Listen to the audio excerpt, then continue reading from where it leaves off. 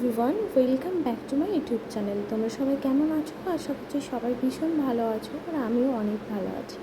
তো আজকে একটা নতুন রেসিপি নিয়ে চলে এসেছি। আজকে দেখো আমি চিংড়ি মাছ ভাজছি, আর এইগুলো দিয়ে আজকে বানাবো পটল চিংড়ি। তো পটল চিংড়ি বানানোর জন্য একটু বড় সাইজেরই চিংড়ি দরকার হয়। তো আজকে ভাবলাম যে বানাবো, তো বাজারে পেলাম না বলে এই চিংড়িগুলো আনতে হলো। তো প্রথমে আমি চিংড়ি মাছটাকে নুন হলুদ দিয়ে ভেজে তুলে নেওয়ার পরে আমি কীভাবে বানাচ্ছি তোমরা পুরো ভিডিওটা দেখতে থাকো। ভালো লাগলে লাইক কমেন্টস অ্যান্ড শেয়ার করে দেবে, আর যারা আমার চ্যানেলটা নতুন দেখছো তারা একটু সাবস্ক্রাইব করে দেবে। তবে এই মাছ দিয়ে খেতে কিন্তু বেশ ভালোই লাগে, আমাদের তো বেশ ভালোই লেগেছে। চিংড়ি মাছের টেস্টই কিন্তু আলাদাই হয়, যার সাথে দাও না কেন বেশ ভালোই লাগে। এদিকে দেখো কড়াইতে পাঁচফোড়ন দিয়ে দিয়েছি, আর পাঁচফোড়ন দিয়ে দেওয়ার পরে আমি কিন্তু কেটে রাখা পটলগুলোকে প্রথমে ভেজে নেব। দেখো পটলগুলো আমি দিয়ে দিলাম। তোমরা চাইলে পটলটাকে অন্যভাবে কেটেও বানাতে পারো, যারা যেভাবে খেয়ে অভ্যস্ত তারা কিন্তু সেভাবেই বানায়। তো আমাদের এভাবে পটলটা বেশ ভালো লাগে, তাই এইভাবে বানাচ্ছি। তোমরা অনেকে অন্যভাবে বানাতে পারো, চাইলে কোনো অসুবিধা নেই। তো আমি প্রথমে পটলটাকে পাঁচফোড়ন দিয়ে কড়াইয়ে ভেজে নিচ্ছি।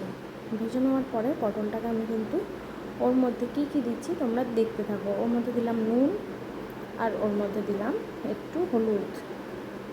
নুন আর হলুদ দিয়ে ভালো করে পটলটাকে ভেজে নিতে হবে। পটলটা ভাজা হয়ে গেলে আমি পটলটাকে কী মশলা দিচ্ছি তোমরা পুরো ভিডিওটা দেখতে থাকো। আর এদিকে আমি দিয়ে দিলাম জিরে, আদা, লঙ্কা বাটাটা দিয়ে দিলাম। এবার মশলাটাকে ভালো করে পটলের সাথে ভেজে নিতে হবে। ভালো করে মশলাটা ভাজা হয়ে গেলে আমাকে কিন্তু ওর মধ্যে একটুখানি লঙ্কা গুঁড়ো আর একটুখানি মশলা দিয়ে দিতে হবে। আমি একটু দেখো মশলা দিয়ে দিয়েছি, তোমরা চাইলে একটু জিরে গুঁড়ো দিয়ে দিতে পারো, ভালো লাগবে, টেস্টটা কিন্তু খুব সুন্দর আসবে। এদিকে দেখো পটলটা মোটামুটি ভাজা হয়ে গেছে। পটলের মধ্যে দিয়ে এবার কিন্তু তেলটা ছাড়ছে।